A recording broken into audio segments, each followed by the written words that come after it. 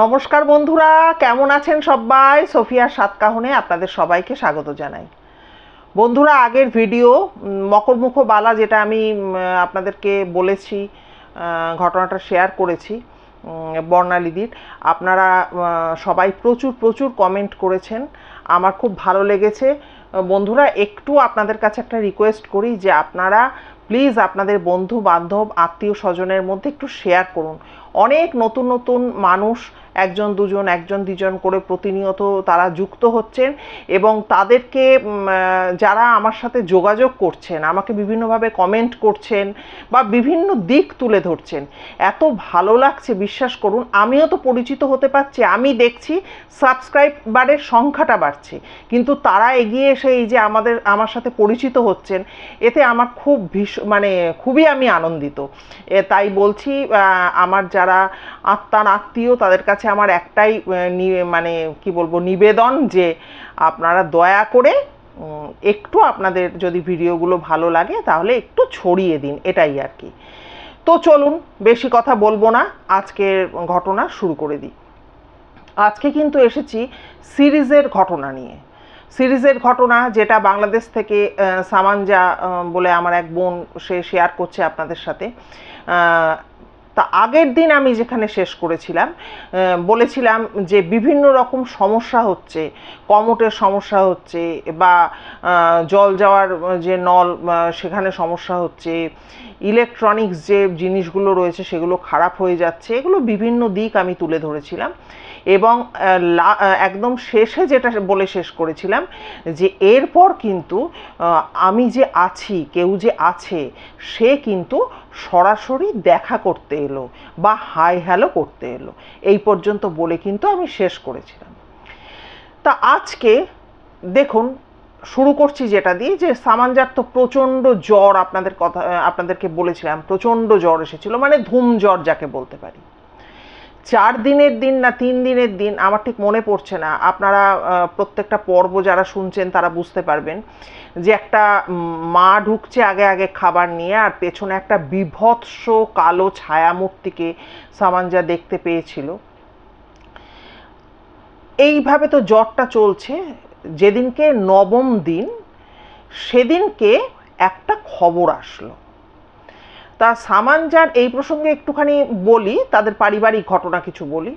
সামাঞ্জার যে ছোট মামা, সেই ছোট মামা একটু বরাবরই অসুস্থ ছিলেন। কেন? কারণ হচ্ছে তিনি ছোটবেলায় বাথরুমে পড়ে গিয়ে এমনভাবেই পড়ে গিয়েছিলেন, তারপর থেকে তার মাথার বিভিন্ন সেলগুলো ওলটপালট হয়ে গিয়েছিল। তাকে বাংলাদেশ থেকে হেলিকপ্টারে করে ইন্ডিয়াতে নিয়ে এসে তার ট্রিটমেন্ট করানো হয়, কিন্তু তিনি বরাবর এরকম অসুস্থই ছিলেন। তা লকডাউনের আগে পর্যন্ত কি করা হচ্ছিল, যে মামা সারাটা দিনের জন্য সামাঞ্জাদের কাছেই থাকতেন, আর রাত্রিবেলা ঘুমাতে উনি ওনার ফ্ল্যাটে চলে যেতেন। কিন্তু যখন থেকে লকডাউনটা শুরু হলো, অ্যাকোমোডেশনের কিছু প্রবলেমের কারণে ওনাকে রাত্রিবেলা ওনার ফ্ল্যাটে গিয়ে শুতে হতো খালি। আর তারপর থেকে যবে থেকে লকডাউন শুরু হলো, তখন তো আর মামাকে আনা নেওয়া এই ব্যাপারগুলো তো আর করা গেল না, ওনাকে তখন ওখানেই থাকতে হলো। তখন 3-4 জন অ্যাটেন্ডেন্ট পুরুষ বা নার্সিং স্টাফ যাই বলুন না কেন, তাদেরকে ওখানে রাখা হলো ওনার দেখভাল করার জন্য। এমনকি বাজার পর্যন্ত করে ওনাদেরকে দিয়ে দেওয়া হতো, ওনারা রান্নাবান্না করে ওই দাদাভাইকে ওনারা দেখতেন এবং খাওয়া দাওয়া করাতেন। এই হচ্ছে ব্যাপারটা, এই পর্যন্ত হলো। এবারে এই মামা তার বুঝতে পারছেন তো কতটা অসুস্থ ছিলেন। এবারে 9ম দিনে সামাঞ্জার ঘুম ভাঙে একটা বিকট কান্নার আওয়াজে। এবারে কান্নার আওয়াজে যখন ঘুমটা ভাঙে, তখন ও দেখে যে মা তো হাউ হাউ করে কাঁদতে কাঁদতে ওর মা ঢুকছে, আর পিছন পিছন কিন্তু ওর বাবা ঢুকছেন। তো ও তো দৌড়িয়ে গিয়ে পুরো মাকে বুকে জড়িয়ে ধরেছে যে কি হয়েছে করে। এবারে তখন তো ও নিজেও সুস্থ নয়, তবুও মাকে ওইভাবে কাঁদতে দেখে তখন পিছন থেকে ওর বাবা বললেন যে তোমার মামা মারা গেছে। তো এবারে তো স্বাভাবিক, ব্যাপারটা খুবই শকিং। এই কিন্তু মানে পরিবারের মধ্যে এই কিন্তু ভাঙন বলুন যাই বলুন, এটা কিন্তু শুরু হয়ে গেল। তো এই রকম একটা সিচুয়েশনের মধ্যে তো মামা মারা গেলেন। এবার স্বাভাবিক ব্যাপার, যার ভাই মারা গেছেন, মানে সামাঞ্জার যে মা, তার তো ভাই মারা গেছেন, ফলে তিনি তো প্রচণ্ডভাবে ভেঙে পড়লেন। তো সামাঞ্জার যেটা বক্তব্য, যে আমি যে কালো ছায়াটা দেখেছিলাম তখন ভেবেছিলাম যে একটা ভয়ঙ্কর সময় আসতে চলেছে। এই দিন থেকে কিন্তু সেই ভয়ঙ্কর যে একটা সময়, তার আবর্তে আমরা পড়ে গেলাম, বা তার শুভ সূচনা হলো। বলছে যে মূল ক্রাইসিস শুরু হলো এবং ফ্যামিলির মধ্যে একটা ব্রেকডাউন শুরু হয়ে গেল। তো যাই হোক, এবার মামা কিন্তু আমায় বলছে, দিদি তুমি ভেবে দেখো যে ছোট মামা 5 দিন ধরে কিন্তু জ্বরে পড়ে আছে। একে তো মানুষটা অসুস্থ। বলছি একবারের জন্য কিন্তু আমার মা, আমার বাবা, আমার মামা, আমার খালা, এরা প্রত্যেকে শুধু হাইলি এডুকেটেড তা নয়, কি গভর্নমেন্ট জব বলো কি প্রাইভেট সেক্টরে বলো, সেখানেও তারা বড় বড় জায়গায় তারা মানে তাদের দখলে রয়েছে। এই অবস্থায় তাদের মাথায় কারো একবারের জন্য মনে হলো না যে 5 দিন ধরেই অসুস্থ মানুষটার জ্বর, এনাকে একটু করোনা টেস্ট করানো দরকার? অথচ বলছে এরাই কিন্তু গ্রামের বাড়ি বলো, দেশের বাড়ি বলো, এদিক সেদিক, এরা কিন্তু সবাইকে বুদ্ধি দিচ্ছে, তোমরা এই করো, তোমরা তাই করো, এই বুদ্ধিটা দিচ্ছে। বলছে একটা মামার ক্ষেত্রেও হলো, একটা আমার ক্ষেত্রেও হলো, একবারের জন্য কিন্তু কারো করোনা টেস্ট করা দরকার, এটার কথা কিন্তু মনে হলো না। এটা কি ভীষণ অদ্ভুত একটা ব্যাপারটা না? যাই হোক, মামা তো চলে গেলেন। তখন তো বললাম বাইরে বেরোলে তো এমন অবস্থা, পুলিশে তাড়া করছে, পুলিশে ধরে নিয়ে যাচ্ছে, এরম অবস্থায় এবারে মা তো, তার তো ভাই চলে গেল। এবারে বাবা কিন্তু এই ব্যাপারে বাবা কিন্তু একদম যাওয়া চলবে না, এই কথাটা কিন্তু ঘোষণা করে বসলেন। স্বাভাবিকই ব্যাপার। পরে যখন এরা চিন্তাভাবনা শুরু করলো তখন তো বুঝতেই পারলো যে যা সিমটমস বা যে ধরনের জ্বর, এটা 99% কিন্তু এটা করোনার কারণেই মৃত্যুটা হয়েছে। তো বাবা পরিষ্কার বলে দিলেন অসম্ভব, এখানে তোমার কিন্তু যাওয়া চলবে না, মানে সামাঞ্জার মাকে বলে দিলেন। এবারে বলছে আমার এখানে এক কাছেই আর কি এক বড় খালা, হ্যাঁ, তার বাড়ি, তার বাসা আর কি, এবং সেখানে ঠিক হলো যে ওই যেটা আর কি অ্যাম্বুলেন্সটা, যে অ্যাম্বুলেন্সে করে এই বডিগুলো আনা হচ্ছিল, যেগুলো শীততাপ নিয়ন্ত্রিত, ও একটা ফ্রিজার কথা ইউজ করেছে, মানে ওই ব্যাপার তো একই। এই ধরনের অ্যাম্বুলেন্সে করে বডি নিয়ে এসে ওই খালার বাড়ির নিচে রাখা হবে। এবার কেউ যদি আসে দেখতে তো আসবে, আর কাউকেই জবরদস্তি বা জোর জবরদস্তি করা হবে না। আর সব থেকে বড় কথা হচ্ছে যে এই গাড়িগুলোর একটা বিশেষত্ব হচ্ছে যে বডি বা মৃতদেহ শোয়াবার পর যাতে পুরোপুরি চেহারাটা দেখা যায়, তাই সেই জন্য চেহারার সামনের দিকটা একটুখানি কাঁচ দিয়ে রাখা আছে, যেখান থেকে বাইরে থেকে লোক তাদের প্রিয়জনকে শেষবারের মতো দেখবে। এবার বাবা তো যেহেতু বলেছে যে অসম্ভব, যাওয়া কিছুতেই চলবে না, মা তো সাংঘাতিক ভেঙে পড়েছে, স্বাভাবিক ব্যাপার। তখন কিন্তু এই সামাঞ্জাই বোঝালো বাবাকে যে বাবা দেখো, সারা জীবনের মতো কিন্তু ছোট ভাই চলে যাচ্ছে, মা সারা জীবনের মতো আফসোস থেকে যাবে যে শেষ সময় আমার ভাইটাকে একটু দেখতে পেলাম না। তা তখন যাই হোক অতি কষ্ট করে বাবাকে রাজি করিয়ে সেই 9 দিনের মাথায় কিন্তু মুখে মাস্ক লাগিয়ে করোনার মধ্যে কিন্তু মাকে নিয়ে ও বেরিয়ে গেল।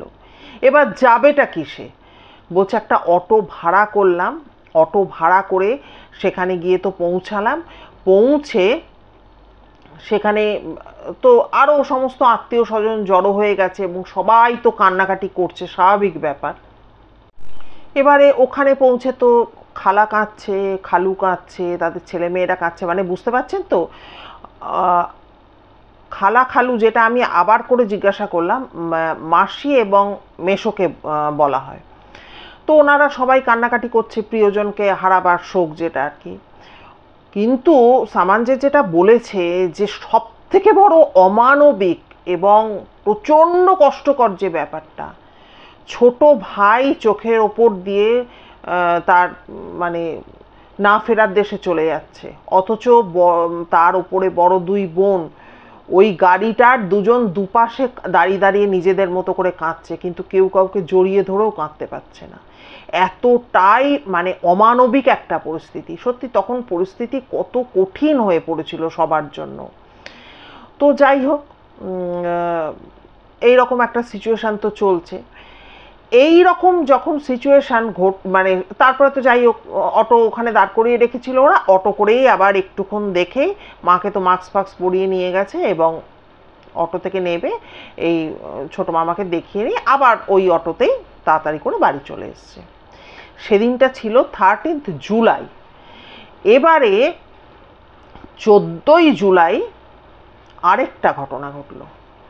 বাবার এলো প্রচণ্ড জ্বর, 102 মতো বাবার জ্বর এলো, এবং বাবা ও ওর মা দুজনের এজ হচ্ছে 60+, যেটা সামাঞ্জা জানিয়েছে।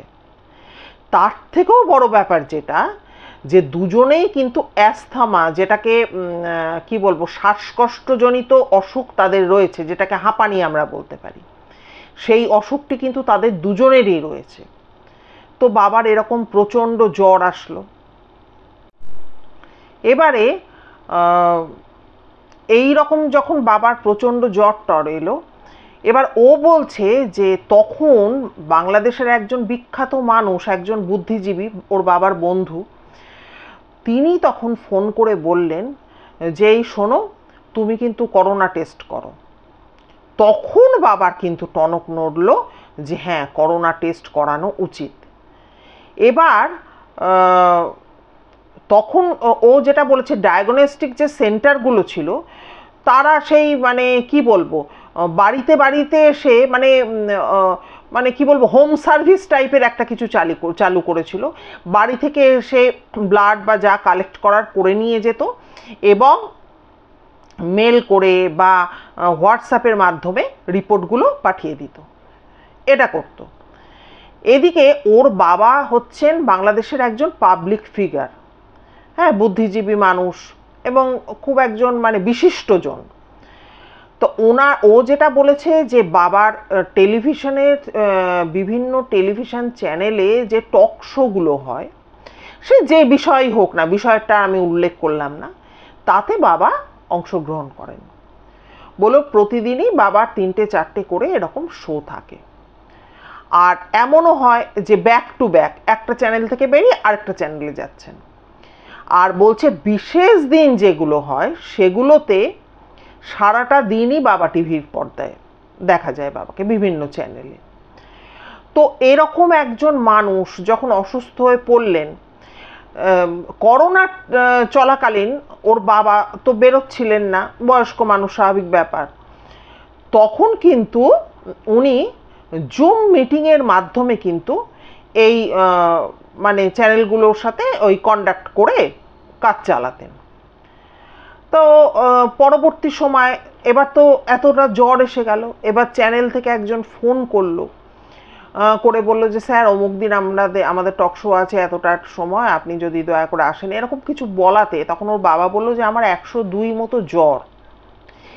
এই কিন্তু ব্যাপারটা প্রথম আর সবাই জানলো, চ্যানেলের বিভিন্ন জন আর যারা রয়েছেন তারা জানলেন।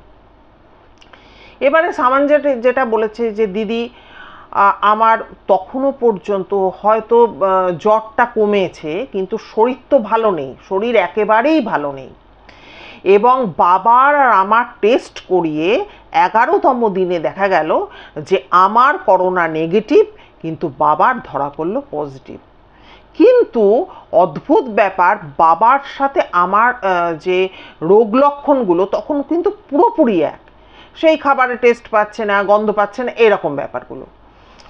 বলছে মা বাবার জন্য একবার করে গরম জল নিয়ে যাচ্ছে, ভেপার নেওয়ার জন্য, একবার গরম চা নিয়ে যাচ্ছে, আমার কাছে নিয়ে আসছে, ভিটামিন সি ওষুধ দিচ্ছে, এই ধরনের ওষুধপত্র খাওয়াচ্ছে, বা লেবুর রস বা ফলের রস, এইগুলো ফল কেটে দেবো, এইগুলো করছেন। একবার মা আমার এদিকে আসছে, একবার মা বাবার ওদিকে যাচ্ছে, এই করে যাচ্ছে মা। এইবারে কি হলো, 19শে জুলাই মারও জ্বর উঠলো 102। এবার ভাবুন সিচুয়েশনটা, একটা মেয়ে, তার কোনো টেস্ট হয়নি, পরে টেস্ট করে দেখা গেল তার করোনা নেগেটিভ, কিন্তু করোনার মতো পুরো সিমটমস ছিল তার মধ্যে, তার মানে ধরেই নেওয়া যায় যে করোনা হয়েছিল তার। তারপরেই তার মামা মারা গেলেন এবং বাবা অসুস্থ হয়ে পড়লো, সাথে সাথে মা। এবার ও যেটা বলছে, মার অবস্থাটা ভাবো, একে হচ্ছে ভাই মারা গেছে তার একটা শোক, বাবা অসুস্থ, তার সাথে তো আমারও শরীর ভালো না, প্লাস মা নিজে এতটা অসুস্থ হয়ে গেল। এবারে ও যেটা বলছে বাবার ক্ষেত্রতে, যে বাবা শারীরিকভাবে যতটা না অসুস্থ, মানসিকভাবে বেশি অসুস্থ হয়ে পড়লেন। কারণ তখন যে হসপিটালে যাচ্ছে, আমি এর আগেও বলেছি বিভিন্ন পর্বে, সে আর ফেরত আসছে না, এটা তো উনি মানে বুঝতে পারছেন। বাবা পুরোপুরি ড্রয়িং রুমে নিজেকে কিন্তু আবদ্ধ করে ফেললেন, উনি আর ওখান থেকে কোথাও বেরোচ্ছেন না। আর বলছে, তোমার নিশ্চয়ই মনে আছে, আমি বারবার করে আগের পর্বগুলোতেও তোমাদের সাথে শেয়ার করেছি, ড্রয়িং রুমটা ছিল সাংঘাতিক একটা মানে হন্টেড জায়গা আমরা বলতে পারি, সাংঘাতিক নেগেটিভ ওই জায়গাটা। ওইখানে বাবা নিজেকে আবদ্ধ করে ফেললেন, কারণ তখনও তো মা যে পজিটিভ সেটা জানা যায়নি। এরপরে তো মা পজিটিভ হয়ে গেলেন। মা পজিটিভ হয়ে যাওয়ার পর মা একটা ভয়ঙ্কর কথা বললেন, শুধু জ্বর তাই নয়, মা বললেন আমার বুকে প্রচণ্ড চাপ লাগছে, এবং যেহেতু বললাম যে অ্যাস্থমা রয়েছে দুজনেরই, তো ও বলছে যে আমি আর দেরি না করে একটা পিপি কিট তখন যেটা পরানো হতো, সেইটা পরিয়ে মাকে নিয়ে অ্যাম্বুলেন্সে করে একটা বড় হসপিটালে চলে গেলাম। ডাক্তারবাবু বিভিন্ন টেস্ট ফেস্ট করে আমায় যেটা জানালেন যে 25% লাংস কিন্তু এফেক্টেড, এটা কিন্তু ডাক্তারবাবু আমাকে বলে দিলেন। আর ইমিডিয়েট আপনি কিন্তু আপনার মাকে হসপিটালে ভর্তি করুন। ও তখন বলছে যে দিদি, আমি তখন মাকে বললাম যে মা, তুমি হসপিটালে একা কেন যাবে, তোমার সাথে আমিও যাব। এবং এই সময় বাবাও বলে উঠলেন, বাবা যখন জানলেন, বাবাও বললেন যে তোরা যখন থাকবি না, তাহলে আমি আর থেকে কি করব, আমিও তাহলে হসপিটালে যাব। কারণ হসপিটালের অবস্থা তখন মারাত্মক, বলছি তো, একটা করে কেবিন দিয়ে রাখছে, এবং ও যেটা বলেছে যে তুমি বললে বিশ্বাস করবে না, ছুঁড়ে ছুঁড়ে বাইরে থেকে খাবার ছুঁড়ে দেয়া হয়, এবং যে যাচ্ছে সে আর ফিরছে না। তা বলছে তখন এই সময়টা থেকে, আপনাদেরকে একটা প্রসঙ্গ থেকে সরে গিয়ে বলি, সামাঞ্জা হাউ হাউ করে আমার কাছে কাঁদছে আর এই ঘটনাগুলো তুলে ধরছে, মানে কতটা এই সময় টাফ টাইমের মধ্যে দিয়ে ও গেছে। তো ও বলছে যে যখন এই রকম সিচুয়েশন চলছে, যেন দিদি আমার মনে হচ্ছে, আমার ভেতর থেকে হচ্ছে যে বাবা মার মধ্যে আমাকে কাউকে বেছে নিতে হবে, হয় বাবাকে বেছে নিতে হবে, নয় মাকে বেছে নিতে হবে। তার মানে বুঝতে পারছেন তো, যাকে বেছে নেবে সে বাসাতে থাকছে, আর যাকে ছেড়ে দেবে তাকে হসপিটালে ভর্তি করতে হবে। তাহলে মার সিচুয়েশনটা বেশি খারাপ, 25% লাংস তার ক্ষতিগ্রস্ত। যাই হোক, তখন ও একটা সিদ্ধান্ত নেয়, ও বলে হসপিটালে কাউকে যেতে হবে না, আমি নিজে দুজনকে দুঘরে রেখে আমি নিজে ট্রিটমেন্ট, মানে সেবা যত্ন করব। ট্রিটমেন্ট তো ডাক্তারই করবে, আমি সেবা যত্ন করব, এইটা ও ডিসিশন নেয়। তাই শুনে ডাক্তারবাবু বলেন যে 60+ এজ আর অ্যাস্থমা যেহেতু রয়েছে, আপনি এত বড় রিস্ক যদি নেন, আপনি নিজের দায়িত্বে নেবেন, আমাদের কিন্তু কোনো দায়িত্ব রইল না। এইবারে ভাবুন, বাড়ির একটা মেয়ে, তাকে যদি কেউ এরকম বলে তখন কতটা প্রিয়জন তো, হ্যাঁ, একজন ডাক্তার বলছে দুজনই অসুস্থ, তখন তার উপর দিয়ে কী পরিমাণ ট্রেস যেতে পারে। আমি তো বলছি যে যখনও এই কথাগুলো, হসপিটালের কথাটা বলা শুরু করেছে, তখন থেকে কনস্ট্যান্ট ও হাউমাউ করে হোয়াটসঅ্যাপে কেঁদে গেছে, যদি আপনাদের শোনাতে পারতাম আমার কাছে। তো যাই হোক, বলছে এবার তো আমার নতুন একটা জার্নি শুরু হলো। সকাল 8টা থেকে 10টা এই সময়টা ওনারা লাংসের বিভিন্ন, যে লাংস ভালো রাখার, নিঃশ্বাস প্রশ্বাস যাতে সঠিকভাবে পড়ে তার জন্য, অক্সিজেন যাতে ঠিকমতো নিতে পারেন তার জন্য একটা কিছু ব্যায়াম ডাক্তারবাবু দেখিয়ে দিয়েছিলেন, সেগুলো ওনারা করতেন। এবং বারান্দায় যে রোদ আসতো সেখানে আমার বাবা মা বসে থাকতেন। ওই সময়টুকু সকাল 8টা থেকে 10টা আমি বাবা মার ঘর থেকে অনেকটা দূরে মাস্ক পরিয়ে একটা মোড়াতে ফয়জালকে বসিয়ে রাখতাম, আর বলতাম, ফয়জাল তুই বস, হ্যাঁ, তুই একটু দেখবি যে বাবা মার যদি কোনো কোথাও অসুবিধা হয়, ওলট পালট কিছু দেখিস, সাথে সাথে তুই কিন্তু আমাকে ডেকে তুলবি। এইভাবে দিন চলতে লাগলো। এবারে ডাক্তারবাবু যেটা বলে দিয়েছিলেন যে প্রতি 1 ঘন্টা অন্তর ওনাদের কিছু টেস্ট করা বা মনিটরিং করা, কারণ যেহেতু দুজনেই অসুস্থ, দুজনেরই এতটা এজ হয়ে গেছে, প্রতি 1 ঘন্টা অন্তর অন্তর সামাঞ্জা গিয়ে তার বাবা মাকে দেখতো, এবং শুধু দেখতো না, অক্সিজেন ঠিকঠাক মানে চলছে কিনা বা তারা নিতে পারছে কিনা, তারপর পালস বিট এগুলো কিন্তু তাকে চেক করতে হতো, এবং টেম্পারেচার চেক করতো। করে নিয়ে সারা দিন দেখে নিয়ে রাত্রিবেলা করে করে ওর একটা এখনো খাতা আছে, বলছে দিদি আমি খাতাটাও তোমায় দেখাতে পারি, ওই খাতাটার মধ্যে লিখে লিখে রাত্রিবেলা ডাক্তারবাবুকে ও রিপোর্টটা পাঠাতো যে সারা দিনে কীরকম তারা রয়েছেন। অর্থাৎ টোটাল সারা দিনের একটা গ্রাফ ডাক্তারবাবু দেখে নিতে যে ঠিকঠাক আছে কিনা। তো এরমভাবে চলতে থাকে। ওদিকে ওর যে ভাই, ওর ভাই আসতে পারতো না, যেহেতু তার বউ, মানে বাড়ির বউ প্রেগনেন্ট, সে শ্বশুরবাড়িতে রয়েছে এবং স্বামীকেও সেখানে থাকতে হচ্ছে।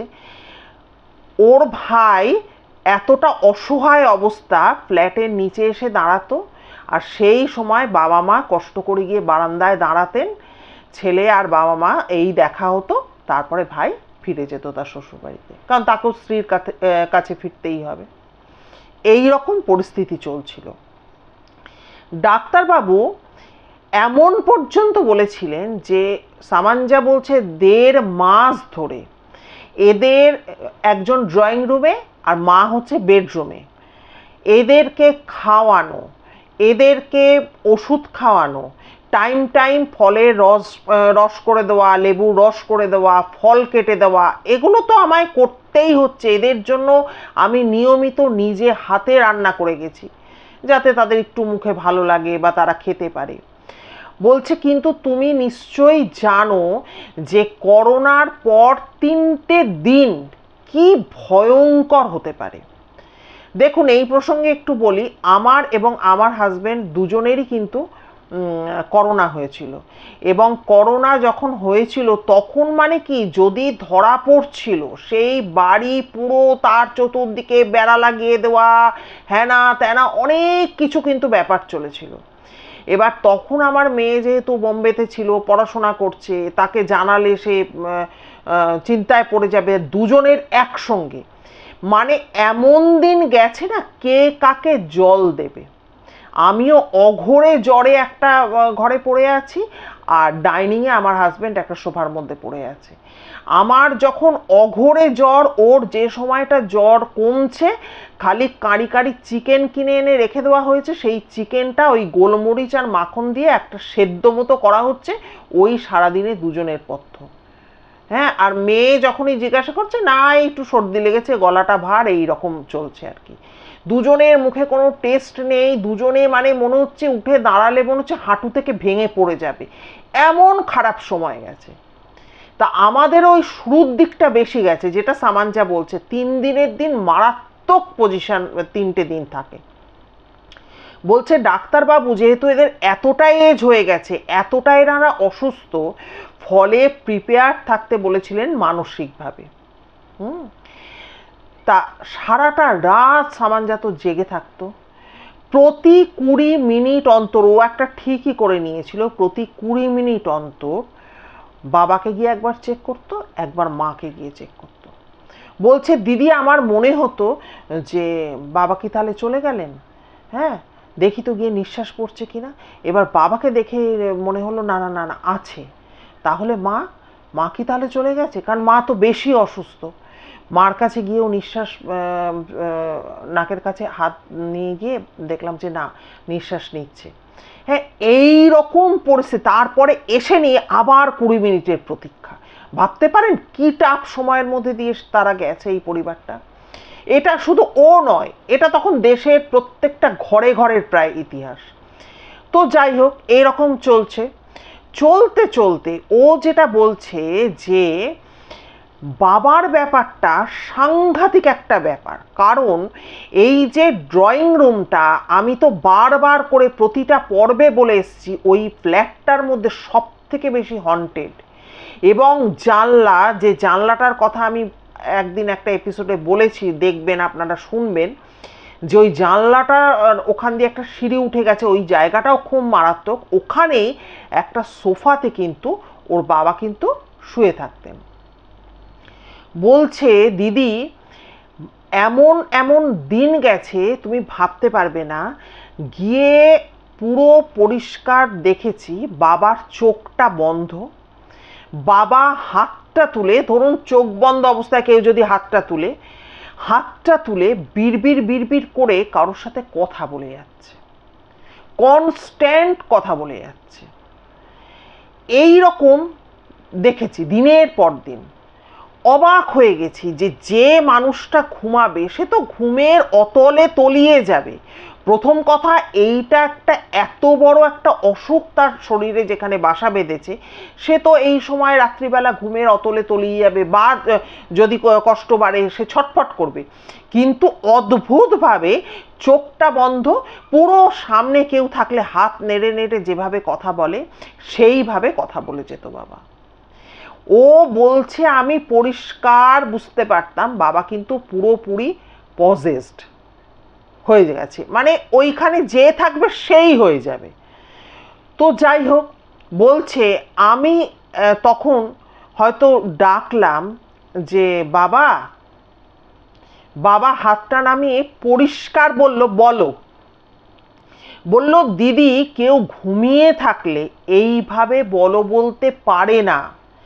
এবং যেভাবে বলটা বলল এটা শুনে আমি আঁতকে উঠলাম। শুধু তাই নয়, ফয়জল তো ওই সময় আমার সাথে ছায়ার মতো ঘুরতো, ফয়জলও ভয়ে থরথর করে কাঁপছে, কারণ ওই গলাটা সম্পূর্ণ প্রচণ্ড ভারী ভরক্কম একটা পুরো অন্য অচেনা আওয়াজ, যেটা শুনে আমাদের আঁতকে উঠতাম বা আমাদের শিরদাঁড়া দিয়ে শীতল স্রোত নামতো। তখন ও যেটা বলেছে যে আমি তখন ওই বাবার মাথার পেছনটায়, অর্থাৎ ওই জানলার কাছে দাঁড়িয়ে দাঁড়িয়ে একটা তোমাদের যেরকম মন্ত্র, আমি সেরকম একটা সূরা পাঠ করতাম। এবারে এরকম তো চলছে। বলছে আমি ওখানে দাঁড়িয়ে তো সূরা পাঠ করতাম, বললাম।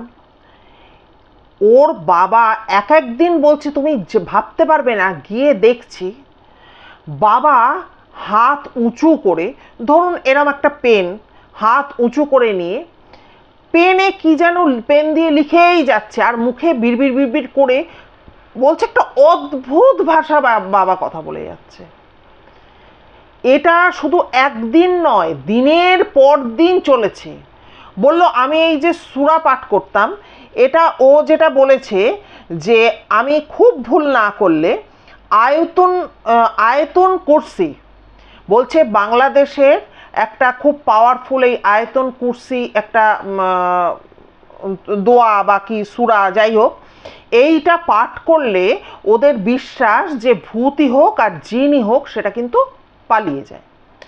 বলছে মাথার কাছে দাঁড়িয়ে দাঁড়িয়ে আয়তন কুরসি আমি যখন পাঠ করছি, আমি কিন্তু জোরেও পাঠ করছি না, আমি মনে মনে পাঠ করছি। পাঠ করতে করতেই আমি জানি সব কিন্তু নর্মাল হয়ে গেছে, হাত আস্তে করে নেবে গেল, চোখ যেমন বন্ধ ছিল বন্ধ ছিল। তারপরে আমি যখন ডাকলাম বাবা, তখন বললো হ্যাঁ বল মা, এরকম যেমন বাবারা বলেন। বলে তুমি কি শরীর খারাপ লাগছে? বলে না না আমি তো এখন ঠিকই আছি। হ্যাঁ, বলছে যে এই দেখে গেলাম বাবা ঠিক আছে, আমি 20 মিনিট বাদে এই বেরিয়ে গেলাম, বেরিয়ে আবার 20 মিনিট বাদে যখন ফিরে আসলাম, সেম বাবাকে পুরো এই নেগেটিভ এনার্জি নিজে মানে করায়ত্ত করে নিচ্ছে। এই রকম চলছে 1.5 মাস ধরে, এর সাথে লড়াই চালিয়ে গেলাম 1.5 মাস ধরে। তারপরে একদিন রিপোর্ট আসলো যে বাবার রিপোর্ট এবং মার রিপোর্ট নেগেটিভ। কারণ বাবার রিপোর্ট যতক্ষণ এই নেগেটিভ যখন আসলো, মানে বাবার যতক্ষণ না বাবার বা মার নেগেটিভ আসছে ততক্ষণ পর্যন্ত ড্রয়িং রুম থেকে বাবা তো নিজের বেডরুমে মার কাছে তো ফিরতে পারছে না। বলছে বাবা মা সুস্থ হয়ে উঠলো, বাবা মার কাছে ফিরে গেল বেডরুমে, কিন্তু এই জিনিসটা কিন্তু আমাদের পিছন ছাড়লো না। আজ অবধি স্টিল নাও কিন্তু এই জিনিসটা কিন্তু আমাদের জ্বালিয়ে মারছে, এই কথাটা কিন্তু বলেছে। তাহলে দেখুন, ও যেটা বলেছে যে আর্থিক ক্ষতি শুরু হলো, আমি চাকরি ছেড়ে দিলাম, শারীরিক ক্ষতি শুরু হয়ে গেল সব। বলছে তখন আমার মনে হতো আমার চতুর্দিকে আমার ঘরের মধ্যে যেন মৃত্যু ঘুরে বেড়াচ্ছে। কখনো মনে হতো এ আমার বাবাকে নেবে বলে আসছে, কখনো মনে হতো আমার মাকে নিয়ে যাবে। বললো এই সময় এই যে রাত রাত ভর আমি জেগে থাকতাম, আমি আরো এই মৃত্যু, আত্মা, ভাগ্য, হ্যাঁ এইগুলোকে নিয়ে কিন্তু আমি আরো গভীরভাবে স্টাডি করা শুরু করতাম। বলল এই সময় একদিনের ঘটনা, আমি ওই বারান্দায় মাঝে মধ্যে গিয়ে গিয়ে ওই 2টো, 2:30টে, 3টে এই সময় গিয়ে গিয়ে আমার ঘরের বারান্দায় বসে থাকতাম। ভাবতে পাচ্ছেন, যার মুখোমুখি ছিল সেই ছাদের কর্নারটা। বললো দিদি আমার ভয় করতো না। আসল কথা, যখন এই সিচুয়েশনের মধ্যে দিয়ে মানুষ যায় না, তখন তার ভয় বলে আর কিছু বোধহয় থাকে না। তো ওইখানে একটা বলছে ভাঙা সিটার টাইপের ছিল, ওর উপর আমি বসে থাকতাম, রাত রাত ভর আমি ওখানে বসে থাকতাম। বলছে এখানে একটা অদ্ভুত ঘটনা আমি একদিন দেখতে পেলাম। কি ঘটনা? বলল এই কিন্তু প্রথম একটা অদ্ভুত কিছু আমার চোখে পড়ল। বলল আমি বসে আছি, আমার বাঁ দিকটা আর কি, বাঁ হাতের দিকটা আর কি, গ্রিল থেকে ওপরের দিকে বলল একটা মানুষকে আমি দেখলাম, যে মানুষটার লম্বা হচ্ছে 1 ফুট মতো, তার দুপাশে 2টি ডানা, ডানা 2টি, এক একটা ডানা 2 ফুট মতো করে, আর পা 2টো দেখতে পেলাম, হাত কিন্তু দেখতে পাইনি। বলছে ওই রূপকথার গল্পে যেরকম পরি টরিদের চেহারাগুলো, ও যেটা বলেছে চিকন চিকন হাত পা, তা আপনাদের আরো ভালোভাবে বোঝাবার জন্য আমি বলে দিচ্ছি, সরু সরু যেটাকে আমরা বলে থাকি, একদম কাঠি কাঠি সরু সরু মতো হাত পাগুলো। বলছে দেখবে এরোপ্লেন যখন ওড়ে আকাশ দিয়ে, এরোপ্লেনের তো যে কোনো দিকে এরোপ্লেনটা যেতে পারে। আমি বারান্দায় বসেছিলাম, আমি পরিষ্কার দেখলাম গ্রিলের বাইরের দিকে, 5 তলার উপরে তখন ওরা থাকে, গ্রিলের বাইরের দিক থেকে নিচ থেকে ওই জিনিসটা যেন স্লো মোশনে ওপর দিকে উঠে চলে গেল। বলল আমি দেখেছি ওই 2-3 সেকেন্ড ধরতে পারো, আমি পরিষ্কার এটা দেখতে পেলাম। ও বলছে যেটা, যে দিদি এটা শুনলে কেউ ভাববে যে আমি বোধহয় নেশা করে ওখানে বসেছিলাম, কি দেখতে কি দেখেছি। কিন্তু তা কিন্তু নয়। তখন অবস্থাটা খালি ভাবুন, সিচুয়েশনটা ভাবুন। এই পর্যন্ত বলে কিন্তু সামাঞ্জা শেষ করেছে এবং পাশাপাশি এটাও জানিয়েছে এবার কিন্তু বিভিন্নভাবে আমি সে যে আছে তাকে দেখতে থাকলাম, বিভিন্নভাবে দেখতে থাকলাম। পরের এপিসোডগুলোয় আমি সেই ঘটনাগুলোই দর্শকদের শোনাবো। এই ঘটনা বলে কিন্তু সামাঞ্জা আজকের মতো পর্বটা শেষ করেছে। এবার এখানে আপনাদের সাথে আমার কিছু কথা আছে। কথাটা হচ্ছে, অনেকেই আমাকে বারবার করে আপনারা লিখছেন যে সামাঞ্জা এত কষ্ট করে ওখানে কেন থাকছে। থেকেছে, থাকছে না, থেকেছে। কারণ হচ্ছে লকডাউন চলছিল, ঠিক আছে। আর আরেকটা ব্যাপার হচ্ছে যে লকডাউনের মধ্যে বলুন তো কে বাড়ি ভাড়া দেবে? কোন ইনফেক্টেড লোক এসে ঢুকে পড়ছে, তখন কি কোনো বাড়ি ভাড়া পাওয়া যায় বা কেউ ভাড়া দেয়? সামাঞ্জারা কিন্তু এখন আর ওই বাসাতে নেই। এটা কিন্তু আপনাদের অনেকেই ওই মেয়েটির জন্য চিন্তা করেছেন, আমার খুব ভালো লেগেছে। আমি তাই আপনাদের জ্ঞাতার্থে এটা বলে দিলাম। ঠিক আছে বন্ধুরা, আজকে এখানেই শেষ করছি। আর আপনাদের কেমন লাগলো আজকের পর্ব অবশ্যই কিন্তু কমেন্ট করে জানাবেন, কারণ ও তাহলে উৎসাহিত হবে। চলুক না একটা সিরিজ, ভালোই তো লাগছে। আমার তো মনে হয় আপনাদের অনেকেরই ভালো লাগছে, আপনারা তো কমেন্টও করছেন। চোখ রাখবেন অতি অবশ্যই। এবং এবার থেকে হয়তো কেন চেষ্টা করছি আমরা, সপ্তাহে সিরিজের গল্প দুটো থাকবে আর অন্যান্য গল্পও কিন্তু পাশাপাশি যেমন চলছে তেমনি চলতে থাকবে। আর কি বলবো, তার জন্য বুঝতেই পারছেন স্টকের তো প্রচুর প্রয়োজন। আপনারা কিন্তু তাহলে আমি আরও বেশি ভিডিও আপনাদের সামনে নিয়ে আসতে পারবো, বা বেশি ব্লগ আপনাদের সামনে নিয়ে আসতে পারবো। আপনারা একটু দয়া করে সাহায্যের হাত বানাবেন। অনেক সময় হয়তো যে সবাই তো আর ক্যামেরার সামনে এসে বলতে পছন্দ করেন না, বা নিজেদের নাম নিয়েও বলতে চান না। কারো যদি নিজের লাইফে ঘটা বা কারোর মুখ থেকে শোনা কোনো চ্যানেলে সম্প্রসারণ হয়নি এরকম কোনো ঘটনা থাকে, তাহলে দয়া করে একটু আমার সাথে শেয়ার করবেন, যদি মনে হয় আমি পারবো অবশ্য। আর কি বলবো, পুরনো বন্ধুরা, নতুন বন্ধুরা যারা রয়েছেন, যারা শুনছেন আমাকে, দয়া করে ভিডিও ভালো লাগলে একটু সবার মধ্যে ছড়িয়ে দেবেন।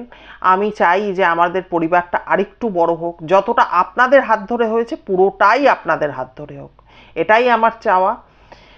আর কি বলবো, নতুন বন্ধুরা যারা এতক্ষণ ধরে আমাকে শুনলেন, যদি ভিডিও ভালো লাগে তাহলে দয়া করে একটা লাইক করে সাবস্ক্রাইব করে নেবেন এবং অবশ্যই বেল আইকনে গিয়ে অলটা প্রেস করবেন, তাতে আমার দেওয়া যে কোনো ভিডিও নোটিফিকেশান জলদি আপনার কাছে পৌঁছে যাবে।